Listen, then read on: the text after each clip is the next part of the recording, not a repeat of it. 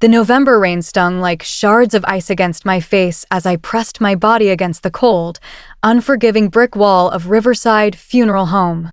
Each drop felt like a reminder of the distance between me and the life I once knew. Through the stained glass window, I could see the warm, flickering glow of candles casting soft shadows across the room. Inside, rows of black-clad mourners filled the pews, their heads bowed in solemnity.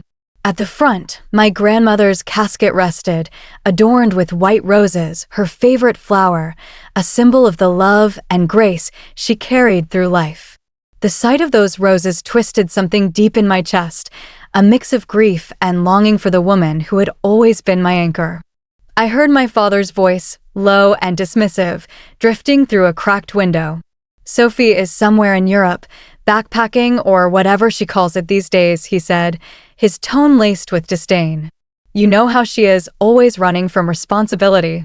My fingernails dug into my palms, the pain grounding me as his words cut deeper than the rain ever could. I wasn't in Europe. I had driven 14 hours straight from Chicago the moment I heard about Grandma Rose's passing, my heart heavy with the need to say goodbye.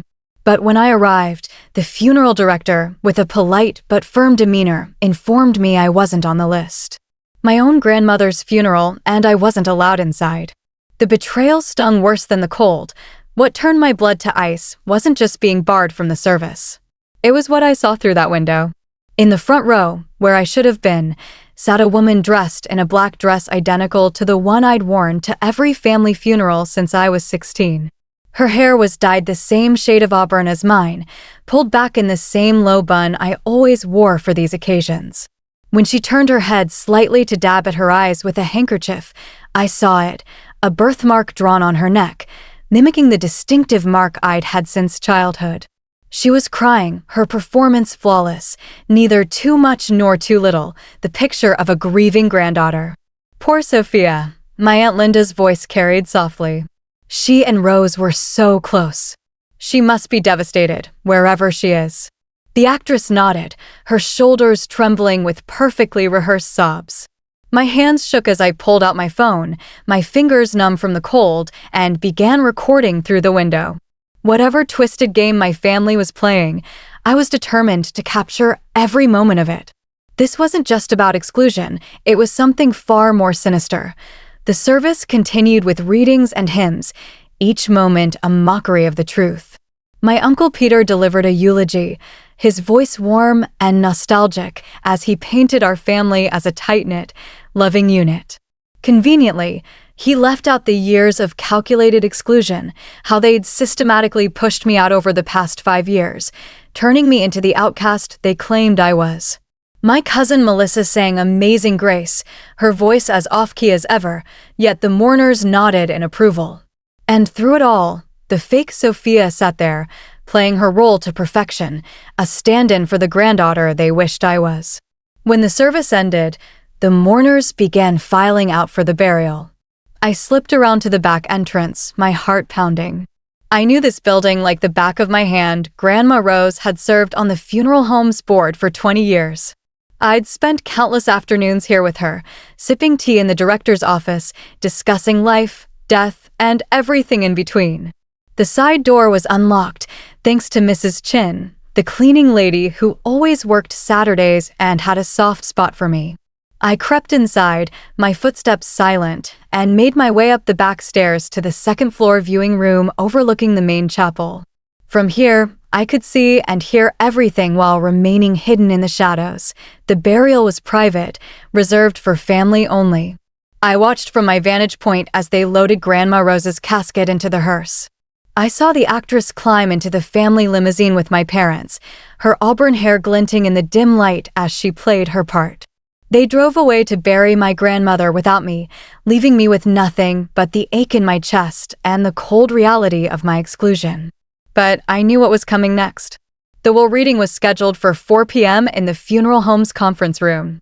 Grandma Rose had always been meticulous about her final wishes, insisting the reading happen immediately after the burial. "No time for the vultures to scheme," she'd say with a knowing wink, her voice echoing in my memory. I stayed in my hiding spot, fueled by vending machine coffee and the rage burning in my chest. At 3:45, they returned, shaking rain from their umbrellas as they filed into the conference room. The actress was still there, still pretending to be me, now with my mother's arm draped around her shoulders in a gesture of false comfort. "This is so hard," the fake Sophia said, her voice nothing like mine, quivering with practiced emotion. "I just can't believe she's gone." "We're all here for you, sweetheart," my mother cooed, her voice dripping with a tenderness she'd never shown me. "Rose would want you to be strong." I bit my tongue so hard I tasted blood, the metallic tang grounding me as I fought to stay silent. Attorney Maxwell Crawford entered the room at precisely 4 p.m., his silver briefcase in one hand and a sealed box in the other. He'd been Grandma Rose's lawyer for 40 years, a steady presence in her life and mine. The sight of his familiar face made my eyes burn with unshed tears. "Please, everyone, have a seat," he said, his deep voice filling the room with quiet authority. "I know this is a difficult day, but Rose was very specific about her wishes." My parents, aunts, uncles, cousins, and the actress settled around the conference table, their faces a mix of anticipation and unease. From my hidden perch above, I could see everything clearly. Mr. Crawford set down his briefcase and the mysterious box, then pulled out a thick manila envelope.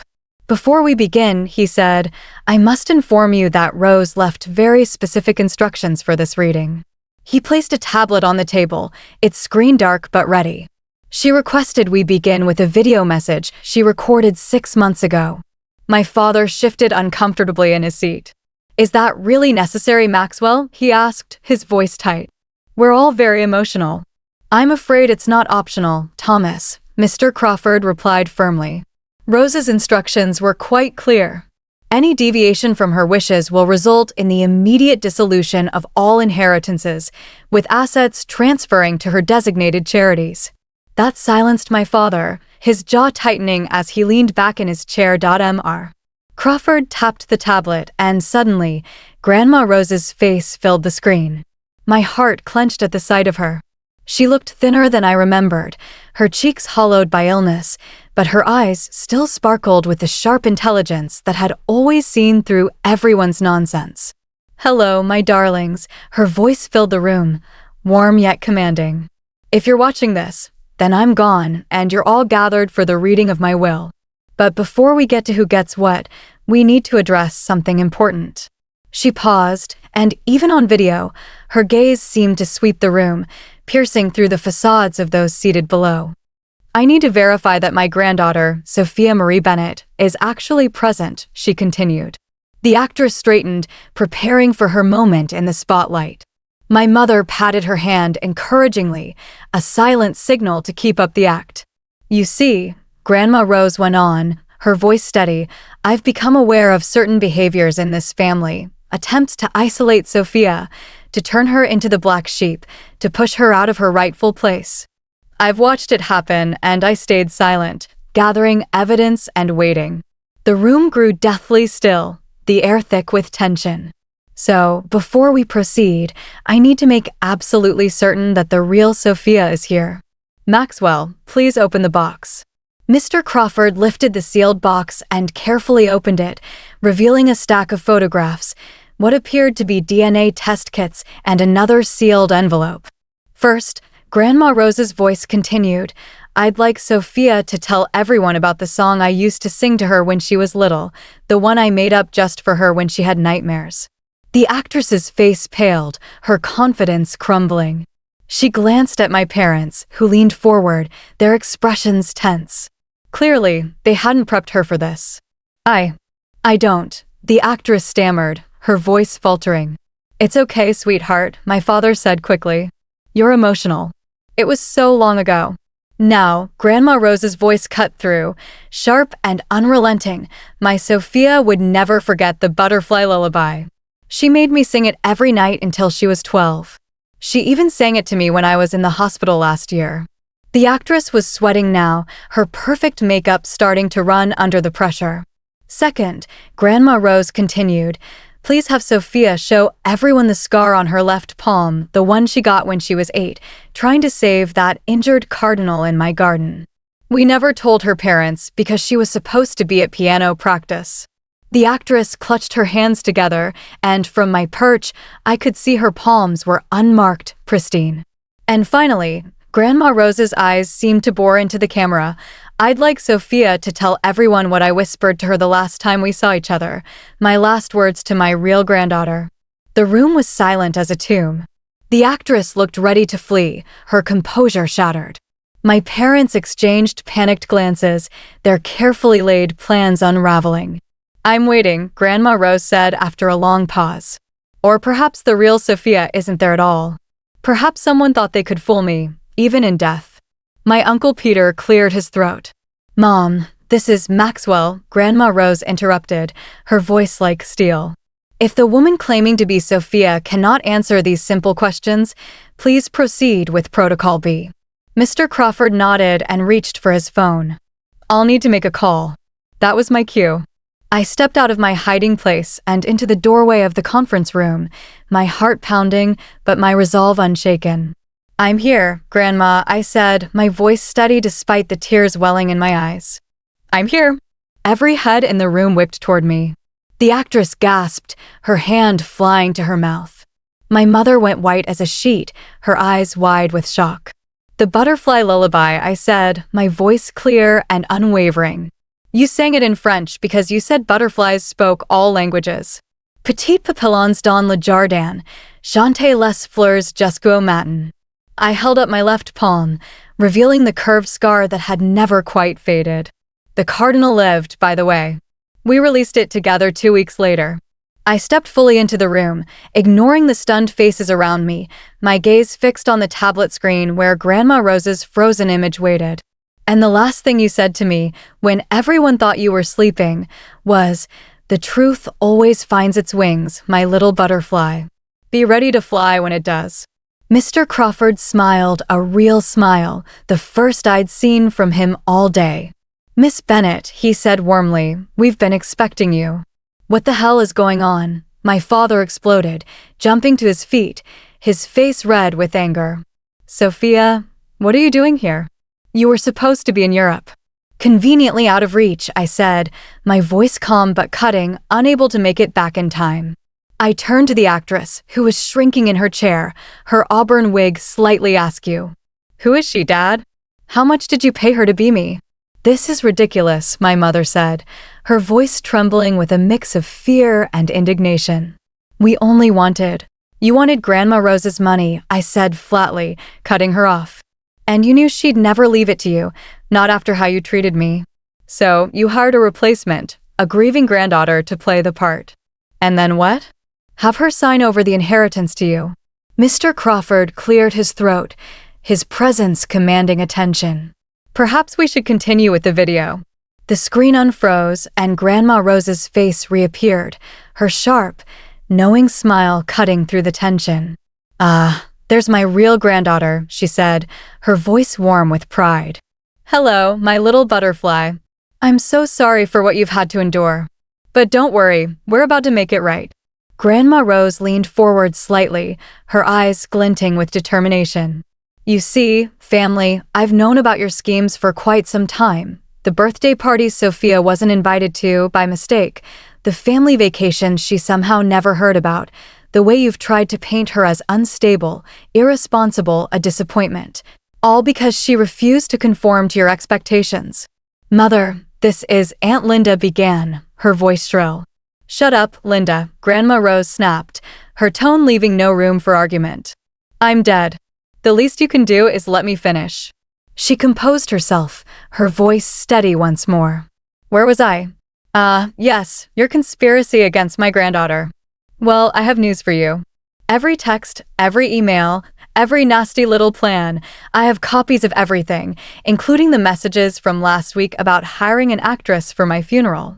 The room erupted, voices overlapping in a chaotic mix of accusations, denials, and panic. The actress tried to slip out, but Mr. Crawford stepped in front of the door, his expression stern. "Enough," Grandma Rose's voice boomed from the speakers, silencing the room. "Here's what's going to happen," she continued. "Sophia, my darling, you inherit everything, the house, the investments, the company shares, all of it, roughly $14 million, last I checked. I sank into an empty chair, my legs suddenly too weak to hold me, the weight of her words overwhelming. As for the rest of you, Grandma Rose's voice turned cold. You get exactly what you deserve, nothing. Well, that's not entirely true. I've left each of you something special. Mr. Crawford pulled out a series of envelopes, each labeled with a family member's name. Thomas, my son, Grandma Rose said, you get the photo album documenting every lie you've told about Sophia, including the screenshots where you bragged about managing her out of the family. Share them with your colleagues at the firm. I'm sure they'll find them illuminating. My father's face drained of color as he clutched the envelope. Linda, darling daughter, she continued, you get the recording of you trying to convince Dr. Patterson to declare Sophia mentally unfit. He refused, by the way, and was quite disturbed by your request. Peter, she went on, you get the email chain where you tried to have Sophia arrested for stealing from the family business, the same business she's never had access to, and so on and so forth. Each of you gets a carefully documented record of your cruelty.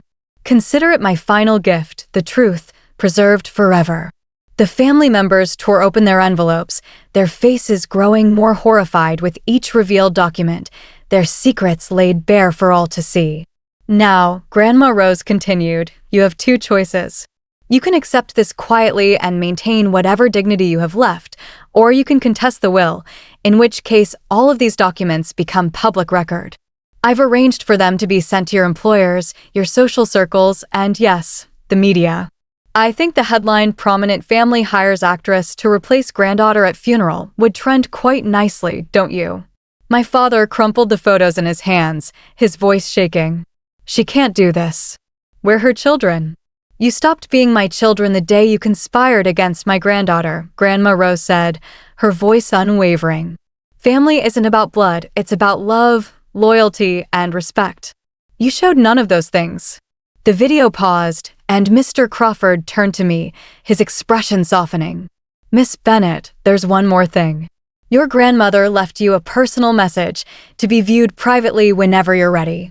I nodded, my throat too tight to speak. As for the rest of you, he said, gathering his papers, you have 24 hours to decide, contest the will or accept it quietly.